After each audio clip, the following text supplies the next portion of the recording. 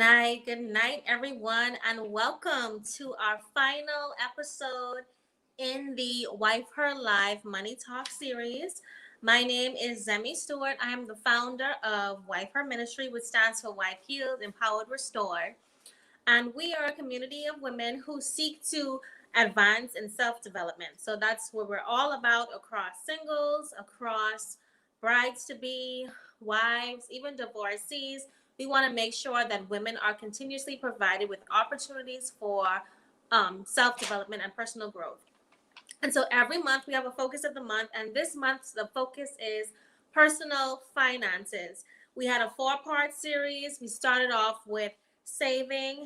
We then went into investing. We had a session on wise borrowing, and tonight we close it out with Mr. Deno Cartwright on retirement planning, estate planning, etc., to make sure you are thinking about the long term, no matter how young you are, that you are thinking about 20 years, for some maybe even 10 years from now. And so welcome. I'm just going to do a little bit of housekeeping. You can comment at any time. You can drop a question at any time. I can see your comments live on the side. So make sure that you let us know you're watching with us. Let us know where you're watching from. And, just give us some feedback, because it's a little wild in this room and we want to make sure that we see you, that we feel encouraged by you. So just let us know that you are there. For those who are watching live, on the replay, we do see your comments. So drop us a comment, like, share, and subscribe. So without further ado, I'm going to jump right into our introduction of our guest speaker tonight. Deno Cartwright is a career banker, having earned a Bachelor of Business Administration degree in the discipline of finance from the then College of the Bahamas, now University of the Bahamas, and a Master of Business Administration degree from the University of Bangor in Wales, with a concentration in banking and finance, and is a chartered banker.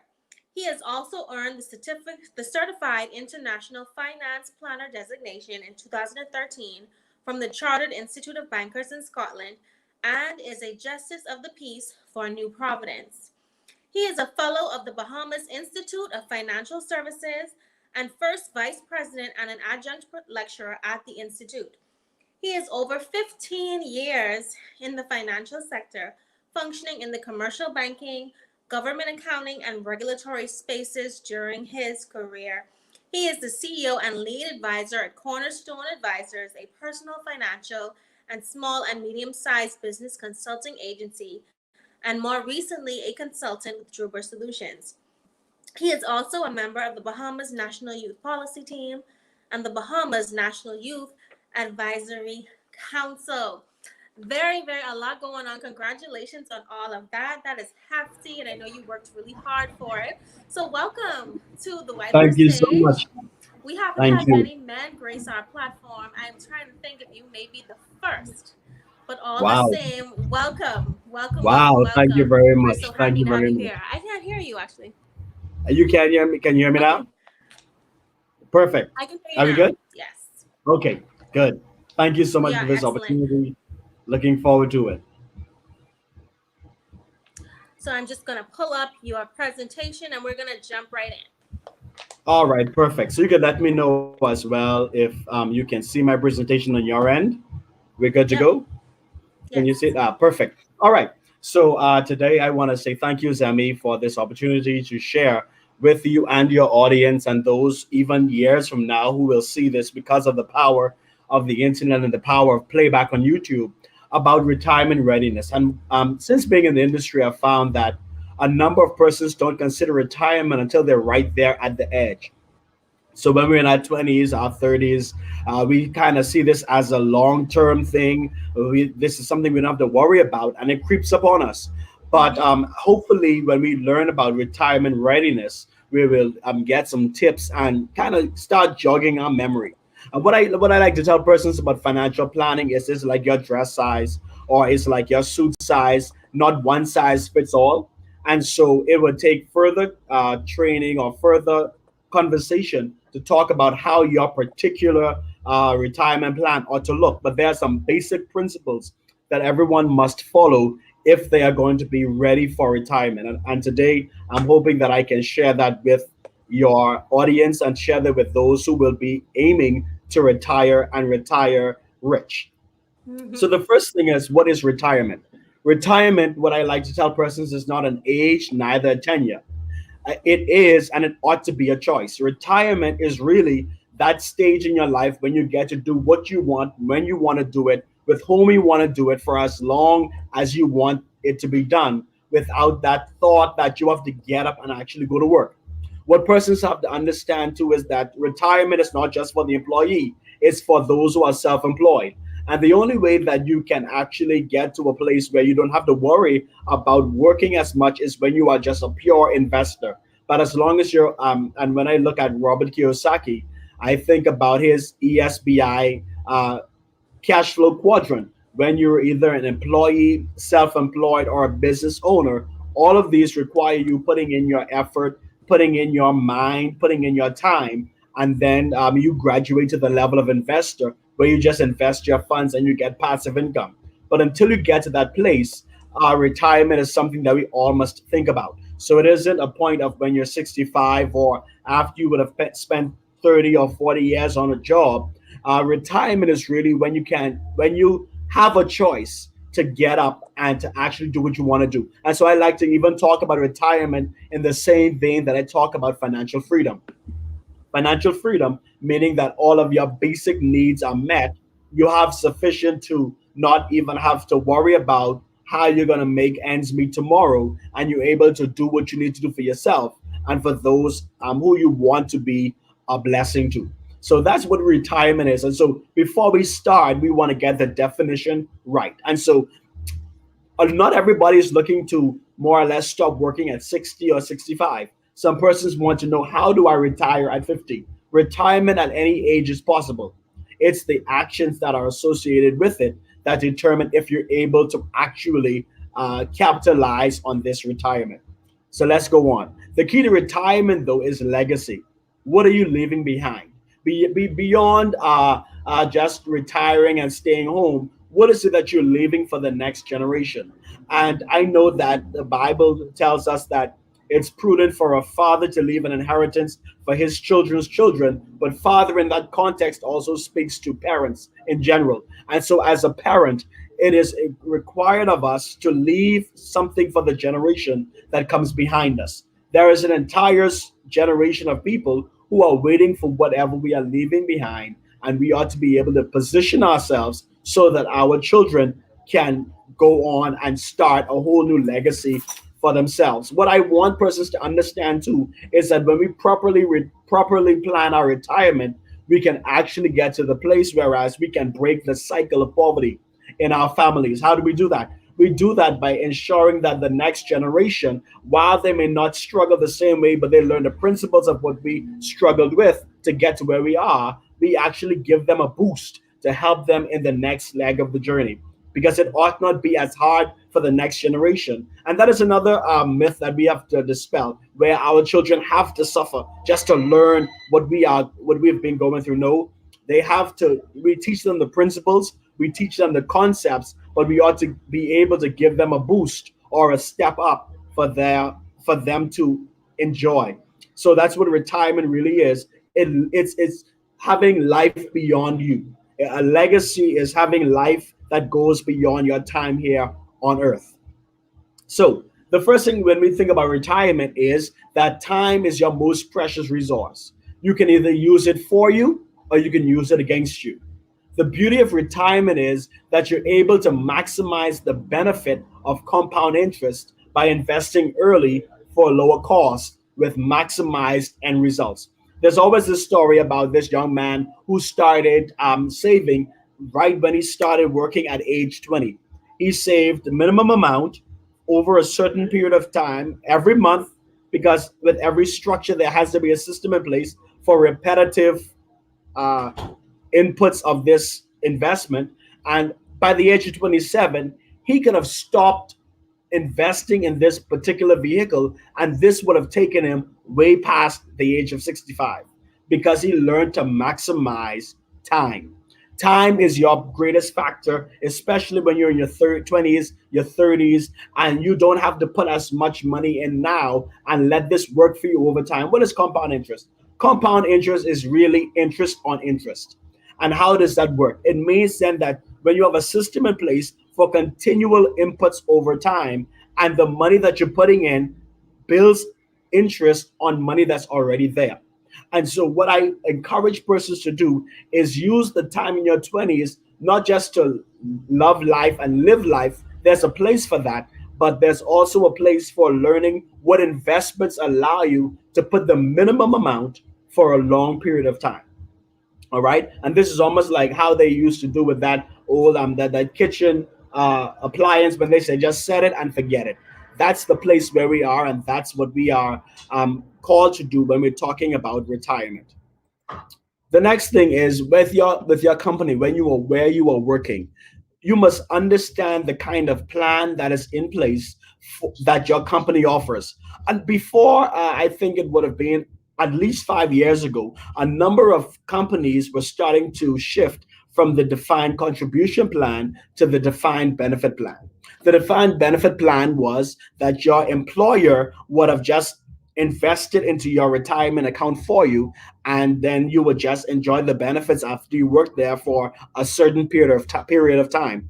But what they found, though, the actuaries would have looked at the numbers, and they were saying, one, it's costing the company too much. Two, the turnover is too high, so they have to continually have to wonder about which employees are staying and going, and persons are staying for the long period of time to maximize it. So they say, you know what? Let's switch over to the defined contribution plan. What is that? Whatever you put in, that is what you can expect after you would have retired. All right. So you have your defined contribution plan, and then you have your defined benefit plan. There are very few defined benefit plans that are still existing. And so right now, a number of companies have switched over to the defined contribution. What you're putting in, you actually have to understand that that is what you're getting out at the end of the day. All right. What does your company offer? That's why you have to do your homework and your research to see exactly what's coming out of your paycheck.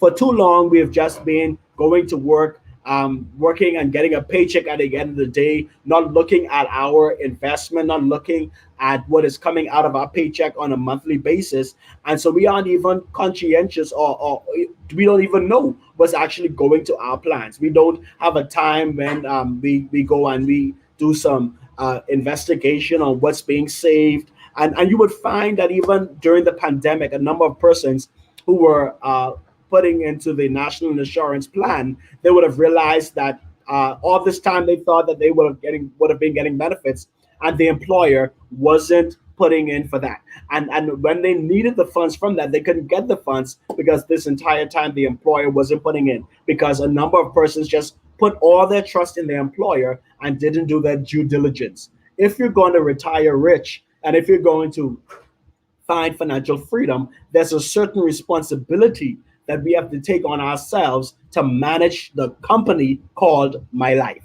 Your life is a company, and you must always understand that as it is with big corporations, so it is with your life. As a big corporation has a board of directors who advises them, you ought to have a board of directors that advise you on decisions to be made in your life. You have a human resources department in your company, you have that in your life. Your human resources department that governs My Life Incorporated determines who to let into your life and who to give their walking papers to. The same way companies treat their uh, their day-to-day business is how you want to treat your life. All right. Another thing to find out when it comes to your pension is, what is your employer's highest match? There are some companies that say, okay, if we put in 5%, then if you put in 5%, we'll match upward to 5%. So that's 5%, what we call quote unquote free money. All right. And so whatever is your company's highest match, input into your pension, you would want to match that with your salary so that you can get the benefit of doubling your investment without having to put in that extra half. All right. And so you would want to go to human resources tomorrow. And I'm hoping that everybody bombards human resources tomorrow and find out what is the highest level that my employer is willing to put into my pension plan. And I want to match that. Another thing that I encourage persons to do is not only match that, but they have this thing that is called you have an extra benefit where you're able to save additional funds outside of what you are matching with your employer. And this personal savings that you have can be used for emergency purposes.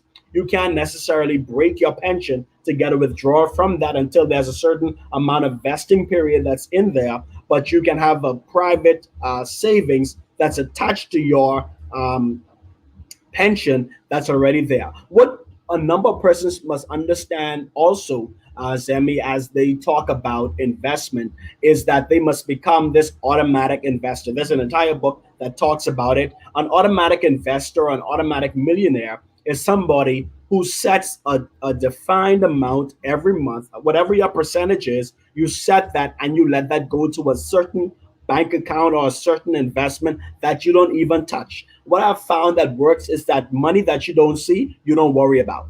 And if you treat that as you treat your other bills, then you would understand that at the end of the day, you would have forgotten that this money was going for your savings. I would advise persons when they're talking about retirement is to find out um, where can I put money in automatically? How can I invest automatically into a savings plan or an investment plan? And it comes off the top of my money. I consider it a standard bill that I'm paying, and in this way, I pay myself first. We must always, and I'm going to say it again, treat our lives as if we are corporations and make decisions accordingly. The next thing I want to ask you is what are your numbers? What is it that you need to live after you would have retired? I know that you're working now and you're enjoying life, and for local colloquialism, you're going where the money resides, and so right now you're not worried about what you need to live off of. But the question is, when you stop working and that steady income isn't coming in, what is the amount that you need to comfortably live every month?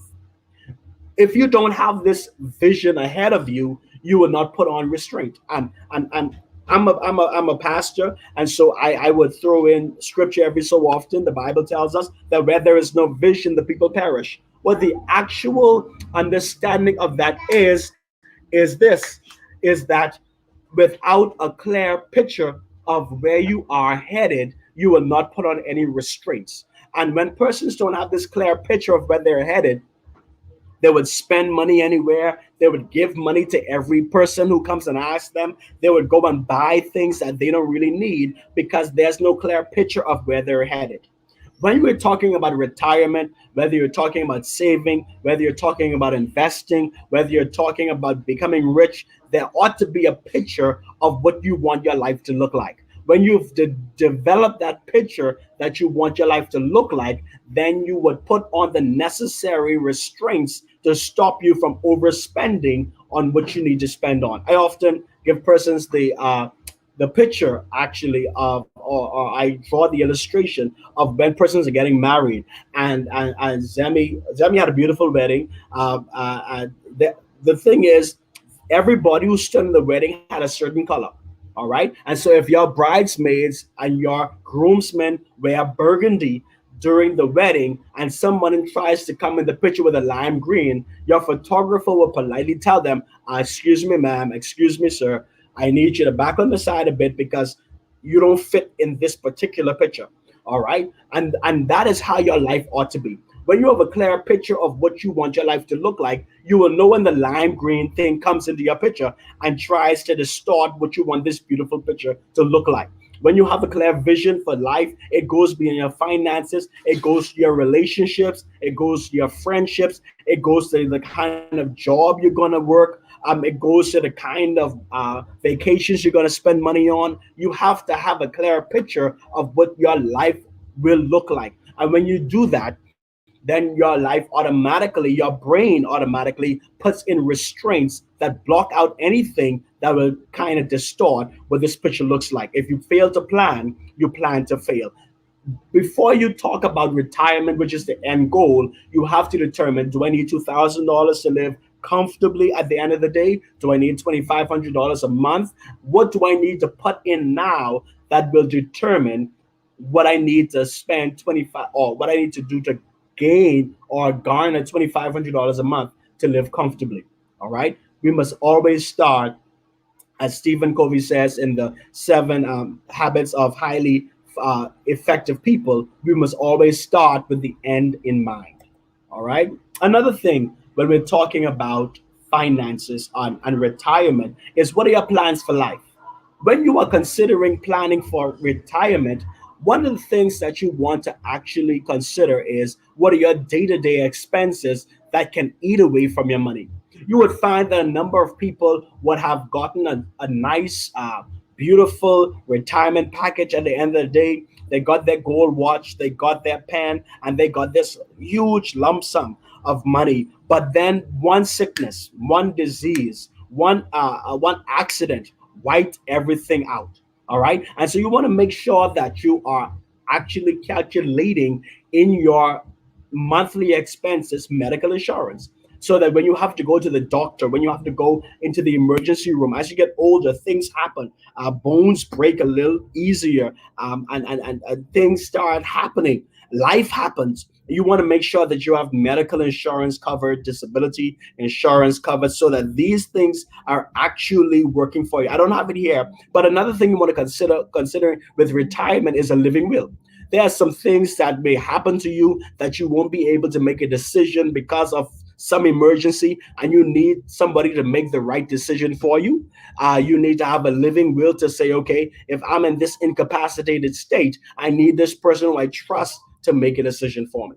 The second thing is, this beautiful home that you built, that you've been living in for 30 years. A number of roofs are only good for 30 to 40 years. So after 30 years, your roof will start to decay. All right. And so a lot of persons don't even consider home maintenance. The pipe starts to not work. You would realize that the cabinets that were so beautiful when you built your house are starting to rust and decay, and you need to replace them.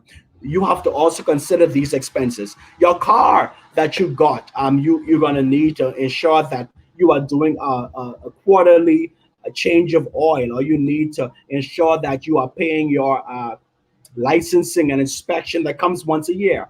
A number of people look at retirement and they just want to say, "Oh, I'm just going to chill and lay back," but they forget that their their life doesn't stop.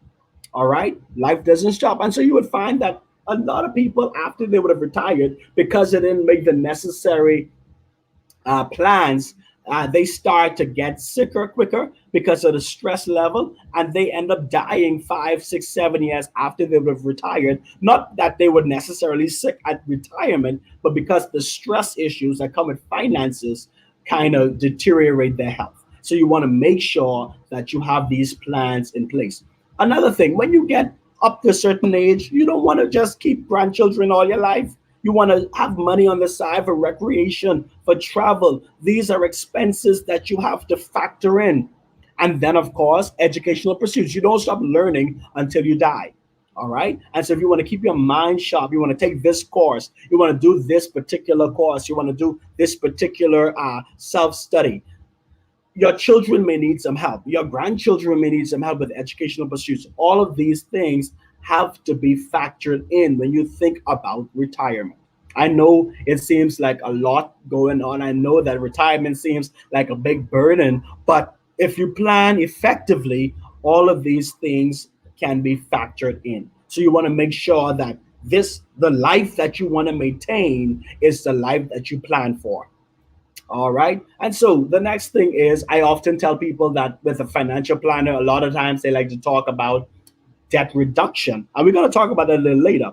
But one of the things I want to help persons to understand is that now is the time to figure out how to generate passive income. Passive income is money that you're not working for. It's your money working for you.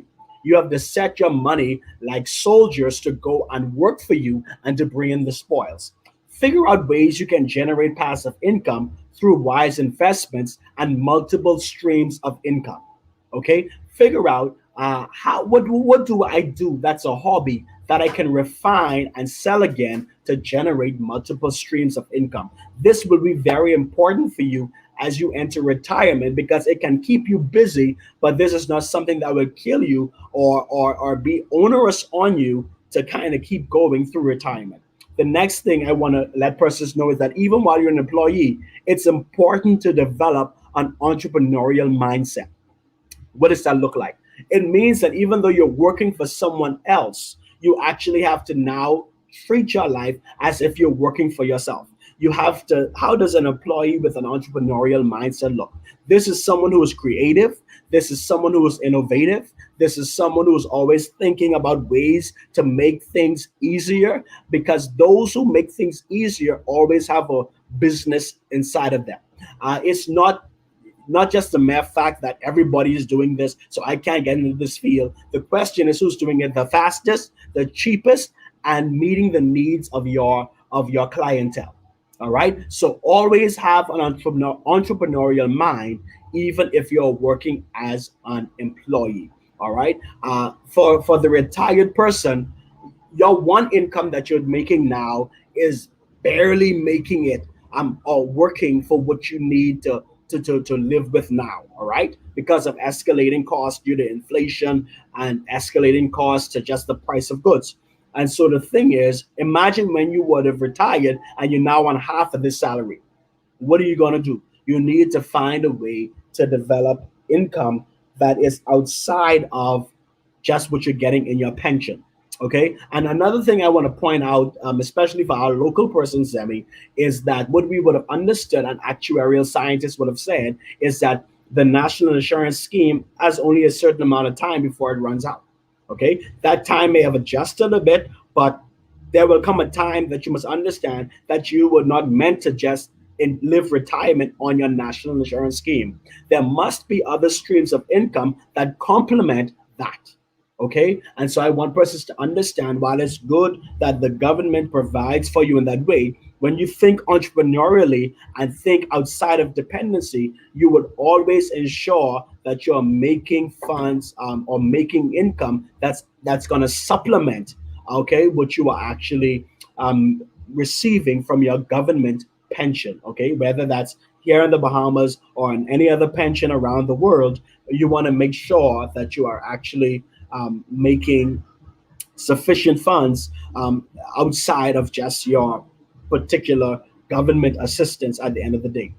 The next thing I want persons to understand is that as you prepare for retirement, retirement is a lifelong process. All right. And whatever your age is, and this goes back to knowing your numbers, whatever your age is for retirement, I want to encourage persons to develop a debt elimination plan before you get to retirement. Don't wait until you are 3 years from retirement and trying to figure out, how do I kill this $200,000 mortgage? How do I do that? Debt elimination comes with knowing what your debt status is.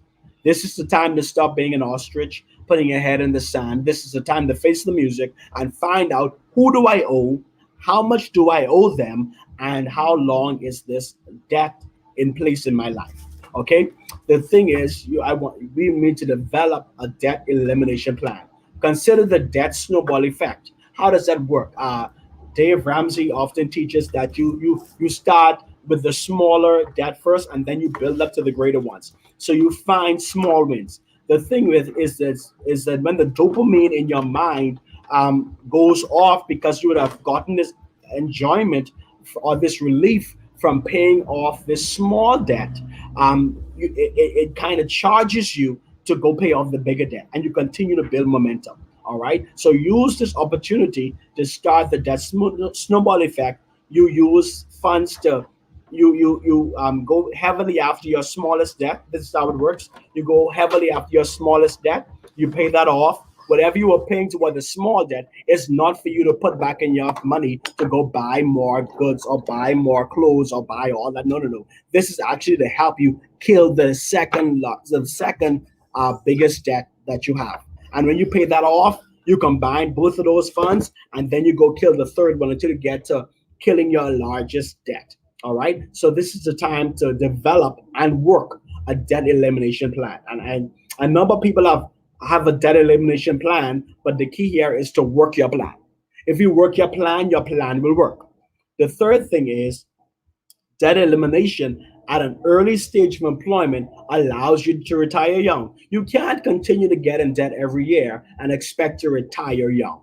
We have found too many persons from my banking experience, 67, 68, still going to pay mortgages because they would have spent their time re-mortgaging their house, and not for assets and not even for educational purposes, but just to go on vacation or just to uh, put money on something or into something that they don't even remember what they would have invested in. All right. Debt elimination at an early stage of employment allows you to retire young. Remember now, retirement is actually the point where you can do what you want, when you want to do it, with whom you want to do it, however long you want to do it. And you want to be at a place in your life where you have the energy to do that. All right. It doesn't make any sense you having a house for 30, 35 years, you're paying that off. And then when you actually retire, now you don't really have the fullness of the house because now you have to repair everything that was in the house. Okay. We have to make smart decisions. They must be measurable. They must be attainable. They must be specific. They must be realistic, and they must have a time on it. All right. Set goals for retirement, and your goals must have not only a time factor to it, but I like to tell people it must also have a dollar amount attached to it. Because if you don't know the cost of it, you have nothing to shoot for. Okay. And that's me, Zemi. I hope that kind of helped helped us to reach our goal. I hope I wasn't talking too fast because I have a tendency to talk. No. But And that's now I that's feel you were perfectly understood. Thank you so much. I do have a question here that I wanted to sure. say for the end. It says, do I need a living will if married, or will my spouse automatically assume the role?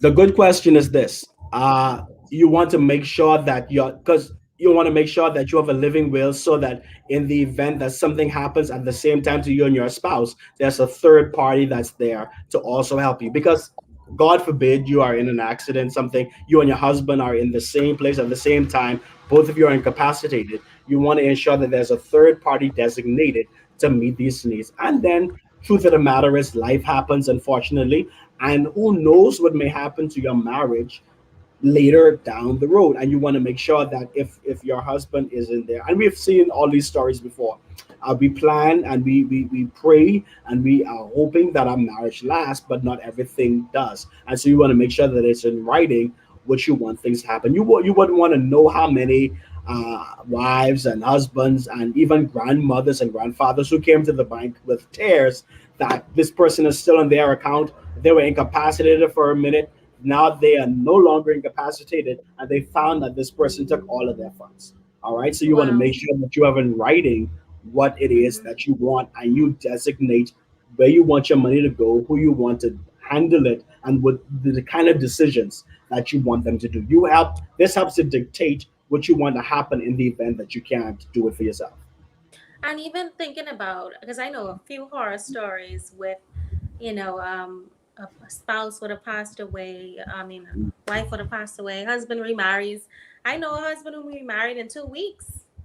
And so there's situations where you can't necessarily default to my spouse without some guidance in place. So your Correct. will allows you to set measures in terms of how I want to be things to be handled, because grief could do some crazy things to you where you may think this is the father of my children, he's going to put my children first, but that is not guaranteed because grief could change the And and whole situation around. and and also with this case, not only with grief doing that, you also want to make sure that your children are covered, because your spouse may Definitely. determine, I want to live life, I want to do what I got to do, and then your children are not taken care of. And so you want to make sure that everybody is covered, and you set parameters on what you want your money to do and how you want your money to be actually spread about and actually executed. For those people who retire well, the success stories that you heard, what are the common threads amongst those individuals? The common threads were they started early. Yeah. That was the common thread. The common thread was while and they started early with less. See, the older we get, the more we have to put in money to make up for the time we lost. So that Mm-hmm. even with it, as it works with retirement, it works also with our insurance, because The insurance I could have got when I was 21, I tried to get insurance now. It's actually almost double that amount for the same Yeah. amount of coverage. All right. Mhm. Time like money or interest either works for us or it works against us. Compound interest can work for us or it's against us. So one of the first things is that they would have started early with little. The second thing is they managed debt. Now, there are instances Mhm. where debt may be necessary for persons to get into to achieve some goals within a period of time, but don't allow your debt to get unmanageable where you aren't able to kind of put a cap on it and determine this is as far as I can go. We have to be able to quell our appetites. We have to be able to keep our eye on our goal and work it. So they manage that properly.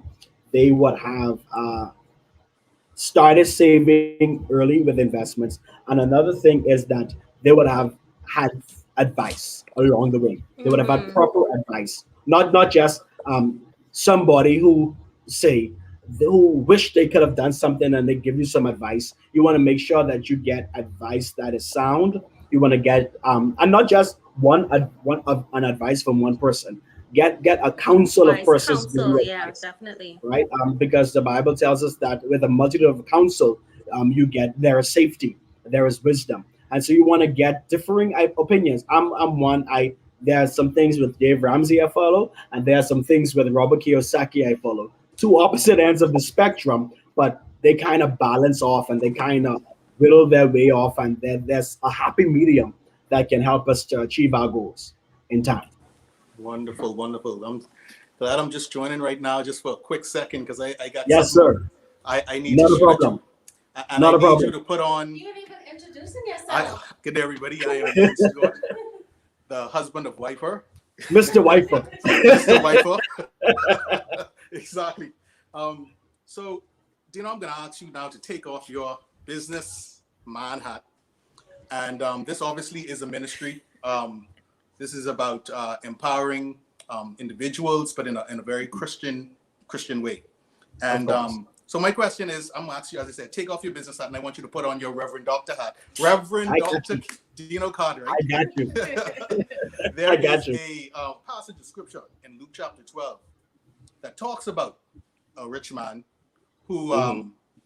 had a business. Obviously, he had a very wealthy business. He was doing very well. He built bigger bonds to collect even more. So that whole concept of retirement, I Mhm. think, is kind of embedded in this parable that Jesus taught. But obviously, at the Yeah. end of it, he said, "Oh well, I got all my bonds full, man. I could go take my ease and chill. I ain't got nothing else to do.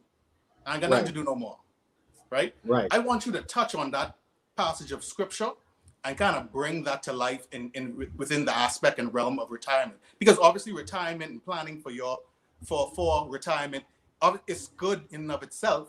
I don't think that was necessarily what the scripture is trying to teach, but I kind of want Mhm. you to teach on or talk a little bit on that parable, within the aspect and realm of retirement for the Christian person, or the individual, the Christian individual.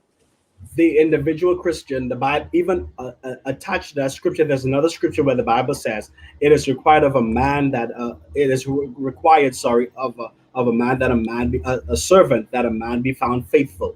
Faithfulness to God is actually fruitfulness. When you find Jesus cursing the fig tree, he cursed the fig tree because it had a lot of leaves, it had the semblance of fruitfulness, but it had no fruit.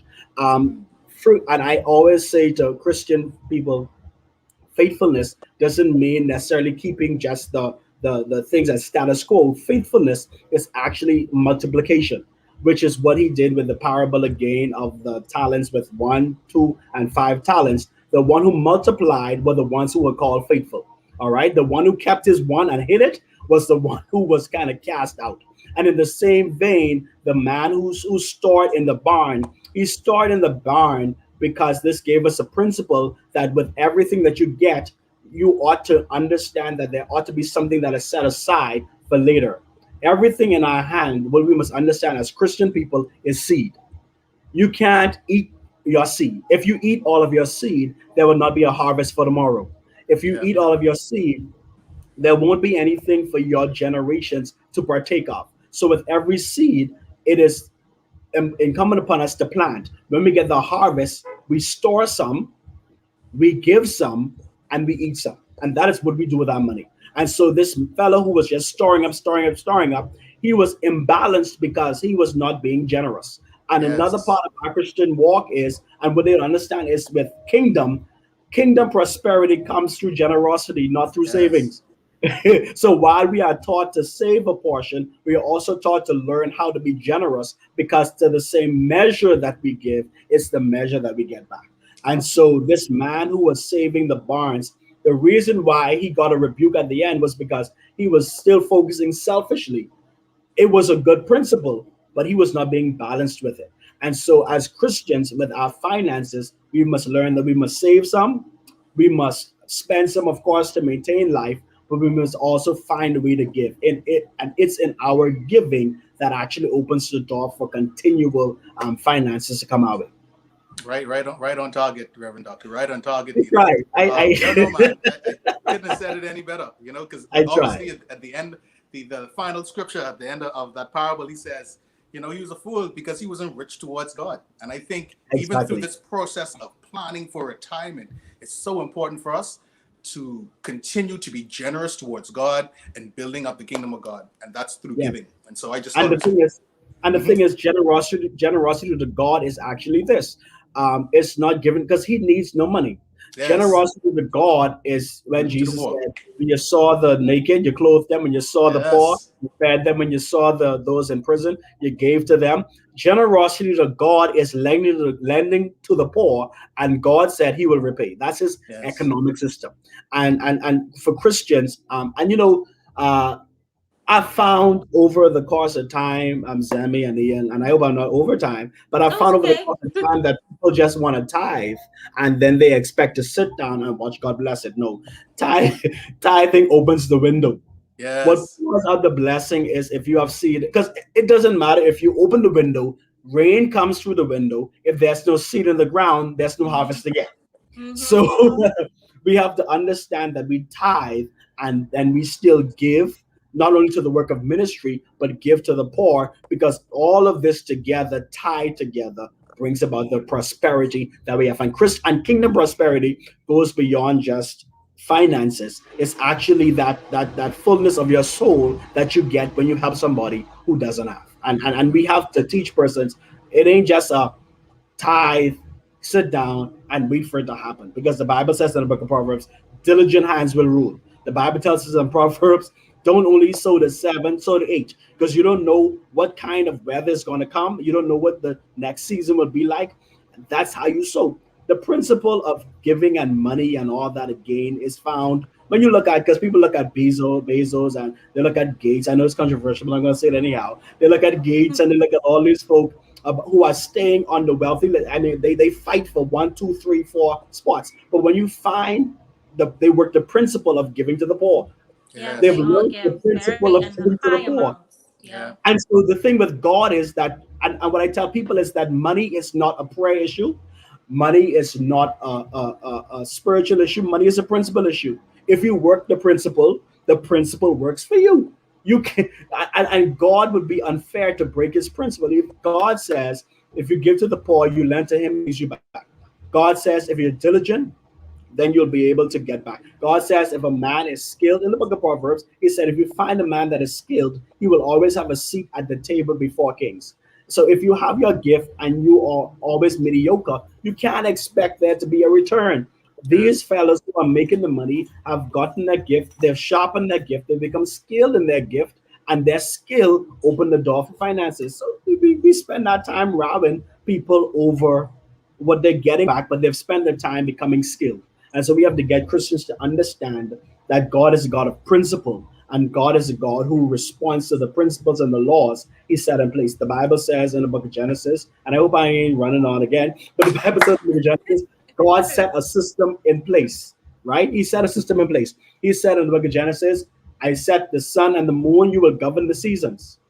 That doesn't change. He said that as long as, and even to this day, I asked my aunt who works with backyard gardening. I asked, okay, so what happens? She said, if you get a seed, as much potential is in the seed. If you plant that seed on the wrong moon, the seed will either split or the seed will not produce a crop, right? Mhm. Oh wow. In the book of Genesis, the moon was governing the seasons from that time. These are millions of years later. Nothing has changed. God set in place a system. If we learn to abide, seek the kingdom, seek his righteousness, meaning find out how his kingdom works, align with the righteousness, and these things will just be added. These are just fringe benefits for abiding with the system he set in place. And Wow. so when you understand that there's an ecosystem that's working, and we are only not prospering because we choose to rebel against the system that's already in place. He didn't change his mind. And so we have to just understand, if we learn to have dominion, how do we get dominion? He tell us, be fruitful, multiply, replenish the earth, subdue, and then you will have dominion. Dominion is the end state after you will have successfully been fruitful, meaning be productive, meaning do something, meaning Mm-hmm. produce something. When you produce something, he said to multiply it. Do it again. That's how franchises make all their money. They Oh make yeah. their money because they have a set recipe, and no matter where you go in the world, McDonald's fries take the same. Why? There's one set recipe. You Yes. work something, you master it, you reproduce it. So you be fruitful, you multiply, you replenish the earth, meaning that you put back to the earth, and then you subdue, meaning that you get market share. You get market share because you're the best in the business, and now you can franchise it, make more money. It's all in the Bible. We have the keys, we have the recipe, and it works. The principle works for folk saved and unsaved. I tell you, that's Oh right. yeah. That's right. So you said don't rely on NIB. You Hmm. also talked about these horror stories of people who thought their employers were contributing, but they were not. So, Right. can we go back there and talk about how people can make sure that their contributions are going through, and what recourse they have if their employers are not? Is it Sure. on the employer? Is it their employer's duty to bring it up to date? What if the employer never does? Do I get any money? That sounds very concerning. That's a good question. The thing is that there's a portal that you can log into, and then you can see if you're up to date. If you're not up to date, there's a section in NIB that you can bring this up to them. I'm sure that there's probably a whistleblower something. If there isn't, there should be a whistleblower system in place to kind of report this employer, and then it's up to you to either put this money in yourself or just leave the employer. I mean, because the truth of Mm-hmm. the matter is that you have to make sure that you are covered. And what I tell people too is that with NIB, with National Insurance, truth of the matter is this is only meant to be supplemental. This is not your retirement plan. This is only there to help Yep. you get this to help you kind of give you a little something in your pocket every month, but you can't just rely on that. I mean, we've had too many persons who are too heavily reliant because they either didn't put in the necessary plans ahead of time or they just didn't know. All right, and that's why persons like programs like Wifer and even the church and everything has to actually tell people, man, listen, you need outside of just NIB, Mm-hmm. you need to have something on rental. You need to have Yes. something. You need to have some kind of passive income.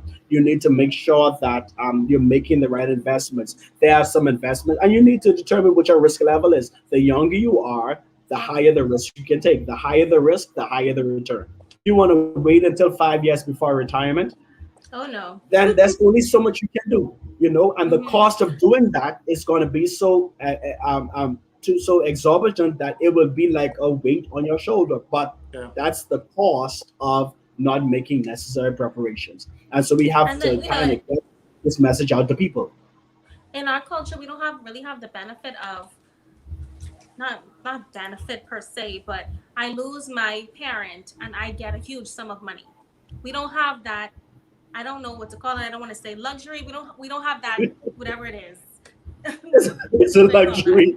We We don't have we that in our love culture, that. so to speak, And so normally when we lose a parent, we would have been caring for them. We would have taking them to the hospital. We have all these bills, have to bury them, and there's no money left. And so we're at a stage of our life where we need to be thinking about our retirement, but we're taking care of elderly, and so we need to think about how to prepare for that as well. Now, some people, for that instance, obviously, it's great if your parents have health insurance. A lot of them don't. Um, Sometimes you can take out a life insurance policy on that parent, even if it's for a small amount of money to cover some of the expenses. But you really need to be thinking about, this could be a reality for me. Mm-hmm. Not only that, my health could decline. Am I covered? Do I have health insurance? So we talked about insurance before for people. So you have to think about all of these things. I may not be a healthy and fit 30-year-old the rest of my life. My body Right. may start to break down on me. And so I need to put measures in place to do so. Now, my final question would be, some people, I don't know if you have any more No, no. questions. Sorry, one right before you ask your Okay. final question, just a Yeah. point there too. We would have recently instituted or try. We're getting together. There are some insurance companies here that actually have these things called either final expenses plans, or Yeah. they have, like our church does. We're getting into a burial plan now. That company didn't sponsor YFIR, so I'm not going to call that name, but so I'm going to let people do their investigation. But there are companies that actually have burial plans, whereas you don't have to find this $10,000, $15,000 for your parent to bury them, because that's an exorbitant cost that you will have to find. But the second that they pass away, this kicks in, and you spend $1 for every thousand. And so if you want a $10,000 funeral, you just pay $10 a month for this parent, and then this covers them at their burial. And so we want to invite churches and fraternities and everybody who has these smaller groups to kind of inform persons, let persons know, listen here, um, insurances aren't, you must make insurances work for you. Let me put it like that. Yeah. I was going to say something, but you have to make insurance Yeah. work for you. For sure. You have to become informed. You have to get a multiple amount of quotes and a multiple amount of advice, and then you Mhm. make your decision. Don't just go for the first one that comes and tries to sell you that. Get the best thing. Find out what Or the works for best you. salesman. Yes, exactly. And sometimes it helps you to find a financial advisor who's not connected to a financial institution, Yeah. because at the end of the day, a lot of our financial advisors have a quota to meet. And so you need to find somebody who is unencumbered with a quota to kind of give you the best sound advice. So that even if you don't buy it, it doesn't cut into their revenue. Yeah, and then I just wanted to mention as well, you talked about pension plans with a company, but you can Mhm. also think about an individual pension plan to, You have in you better addition do to. that, And because because of what you talked about, where employers, thankfully, our employer does match, and they still have a contribution, which you mentioned that companies are deviating away from that. Mhm. In those situations, you need to make sure that you have a separate pension plan, an Yes, individual you, and, you, pension and plan. thing is, you need an IRA, because truth be told, I mean, in the end, we don't work 30 years for companies no anymore. So we won't have time to build an investment, because when you leave this Yep. company, they're gonna give you something, and sometimes you leave before you invest it, so you only get what you put in. So if Yes. you Mm-hmm. have an IRA, you actually get a double pension, and you can actually leave the company when you want to leave, and don't have to wait till 30 years and be tied to them just to get that pension plan. So everyone on the line, please shop around for these individual retirement accounts, IRAs, like you said, to see if you can afford to do that. And I think your future self says you can, but speak to a financial advisor about it. My final question Sure. is, I know in the Bahamas, the retirement plan of all retirement plans is someone gonna live in the next part of the house, someone gonna live in a spare bedroom. I gonna convert my house into a multi-unit house. Mhm. That is the retirement plan of all retirement plans. Why Right. should people not bank on that approach? They should not bank on that approach, because life happens. Mhm. Life happens, whereas property costs, and sometimes, especially in a pandemic, like, okay, pandemics happen. This is cyclical. This is going to happen again, whether people like this or not, within another 7, 8 years. It's cyclical when you follow the thing. And so right now you find that a number of you want to cut up like we say in the Bahamas, cut up our house. You want to cover our house and get a bunch of tenants, but then pandemic happens, people can't pay. People can't pay. You have this huge house with the mortgage, and sometimes for these, when you cut up your house, you take on the utilities, but your people can't pay, and then we have a certain law, you can't kind of evict people, especially in times like this. And so that's why you have to be able to have 7 or 8 let's start with four streams, Mm-hmm. so that if this doesn't work, something else works. So while that may be an option for you, times change, and so what used to be the model for retirement, whereas you get a house and you make sure that you have an apartment on the side, no, you need a different model, whereas you figure out how to get passive income, so that even if someone doesn't choose to pay you, you're getting this money while you sleep. All right, so that Exactly. and it's good that that's a plan. But truth of the matter is, Emmy, with housing costs going up the way they're going up, a lot of people Mhm. aren't able to afford big houses, much less houses that they can split up. All right. Oh And yeah. so you Mm-hmm. have, and the next thing is, I like to tell people this, what used to be the, find out what's your mark. Your mark may not be a house with a rental unit on the side. That may not be your dream. Develop your dream. Find out what it is you're called to do, and you will find a number of people too who bought these big houses with the plan to cut it up at retirement, kind of just should have just gotten a two-bedroom in the first place, because Yeah. children move out. You hear persons now who are retired, they wish they had a smaller place. They wish they just went with the condo, because children Mhm. move Mm-hmm. out, you know, I mean, and I so we, shared a room with my two siblings for pretty much, I would say, at least 7 years of my life, and it didn't do anything to me, because my parents expanded when it was right for them. And so I don't know exactly. why some parents are afraid for children to share rooms. And every child, sometimes you don't need that much space. So for those people who are in that planning phase, think about that. Maybe you don't need Yeah, all of that space because you what plan, happens when they leave? Yeah. you And plan we accordingly. Ian and I drive through Nassau all the time, and we see homes really, you can tell they were Mhm. great homes Yeah. 15, 20, 30 years ago, but they're in disrepair today because they wanted a big home. They may have had a lot of kids, but these kids do not want to reinvest back into the home. Mhm. And so the Exactly, investment that you made for them, Mhm. they're not doing you any Or favors. can't afford to. because Or you they had four can't afford kids. to keep it up. Yeah. Exactly. You And had you think four that you kids, could. and now they have two. And Yeah. so Exactly. they don't, what am I gonna do with this big house? It's only maintenance. And when Yep. you learn from the Kiyosaki method, if it doesn't bring you back money, while it may be a good asset, as long as you're paying money out of it and you're only paying expenses on it, it's actually more of a liability than Yeah. just an Yeah. asset. So it's an asset and a liability, and you just have to figure out, am I making more money from it, or am I spending more money from it? We have to make wise choices. We have to now, the process of education now, Zemi and Ian, truthfully, when we talk about financial education, is that we have to do more unlearning than learning. And we have Yep. to learn, we For need to sure. detox from what we thought was the dream. And we actually have to find out, listen, this doesn't make financial sense. Let's see what works for us. Let's see what we can maintain for the next Mhm. 30 years, and make it work. Again, retirement is not an age. It's not even a tenure. It's when you want to set as this is the time I want to be able to do what I want to do, when I want to do it, however I want to do it. And I said that was my last question, but I know we have No people who problem. join late.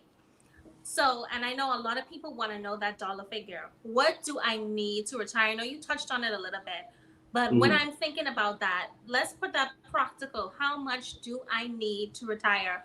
My monthly bills, my monthly expenses are, let's say, 2,500. I want to retire at 60. How much do I need? Or how do I calculate what I need? How do you calculate? It depends on your age. It depends on how much longer you have in your mortgage. It depends on all of that, because some of Mm, these bills actually fall away. So it's more of a personal plan. Now Google has a financial calculator that you could play with it all night. You could put in different figures and calculate different things, but it always matters on, do I really need $2,500 to live? And your living may be different. Your living may actually be brunch every Sunday. My living is, I just want to make sure that I can pay BPL to keep the air condition on, because I'm going to be watching Netflix all day, every day, and I'm comfortable with that. My Yes. level of comfort is not your level of comfort. And so when you find out what you are comfortable with, then you work it. This is no good idea, bad idea. What makes you you, and what's going to cause you live longer, enjoy life, you work toward that. And that's how you make that calculation. So if you make $2,500 a month, know this for a fact: when you retire, half of that is slashed.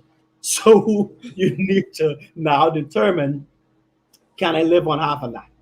If I can't, what am I doing to supplement that? Yeah. And how, and is what I'm planning to supplement that with, is this sustainable? Because we Yeah. got mind you, we got some big dreams, mind you, but these dreams Mhm. this ain't realistic. So you No, got you got not at all. it got to make sense. I put in some details for myself. Dave Ramsey has an investment and retirement calculator. I'll put it in all of the comments for each of this. We're streaming across Facebook and YouTube, so I'll put it in the comment Awesome. section, or the caption. So when I did it for me, it says that I need, and I put it. I'm 30 years old now, and I want to retire at 60. It says I need 1,932,581 dollars $2 million. to retire. Wow. So that sounds hefty, but they also have a plan in place where they took into account how much I've saved already, how much I plan to, keep saving towards retirement, and the return I expect to get Yeah. on that investment. And And the so thing in is, doing so, Zami, I like how you put that big figure out there, because people will see that and then they just they just take the thing, turn it on, pour a glass of wine, and just, just chill. But the truth of the matter is, every big goal, you have to do some reverse engineering, Yeah. thought, and work it back to, how can I get this 20-year goal done? Because that's 30 years in advance. You could make Yeah. 2 million. Small things. You can make 2 million. You can make 2 million 30 years. You just work it back. What do I need to save within 10 years? What do I need to save every day? And do things that what I tell people is, enjoy life as you get to your goal. Yeah. If some people say, man, I'm dropped that 1 cup of latte. You don't need a 1 cup of latte. Listen to me. Truth be told, truth be told, work what works for you. Yeah. You may need that latte because that latte helps your brain to function, to come up with that good idea. Yeah. Work what works for you. And it doesn't make any sense being miserable trying to get to the dream, and then you can't enjoy the dream because the stress of the misery causes you to get sick, and then you can't enjoy it anyway. So enjoy life as you go, plan accordingly, and you'll hit your goal bullseye. Just be careful when you see the spouse take out that $2 million policy on your life. Just Trust watch me. back. But the good thing is, well, no, hold on. I gotta sign that. The good thing is, I gotta sign that. Just take the policy on you. That's just Right. Yeah. Let me sign that. Let me know what I'm signing. Let me Marina know what I'm says, my signing. aunt, she says, very educational presentation. Thank you for watching, auntie. Thank you so much. We have another presentation. That part includes some enjoyment. You have to Please enjoy enjoy the life. journey. And I have enjoyed this conversation immensely. It was a great way to end our finale. You brought in, thanks to Ian, the Christian standpoint and breaking down the scriptures. And I love that so much. And I think people are gonna be able to meditate on that and chew on that really good tonight. And so I just want to say thank you for coming on it before Thank you so much. allow you to give your closing remarks and let people know where they can find you. I want everyone to know that we actually were sponsored for 2 of these episodes by Druber Solutions, which is a financial coaching company in the Bahamas. They provide financial coaching services, financial planning services, and they will give you unbiased advice. So definitely want to say that. Ian and I, as well as Mr. Cartwright, are also coaches with the Druber Solutions team. So if you ever wanted to have a coaching session with either of us, definitely send an email to admin and we will get that sorted out for you. So without further ado, thank you again so much. You're going down in history as our first male to grace the platform. You are brave. So you can let everyone know where they can find you and contact you and learn more about your company. I'd also like you to talk about your company a little bit as well. Sure. Cornerstone Advisors is really was birthed out of my desire for persons to achieve financial freedom.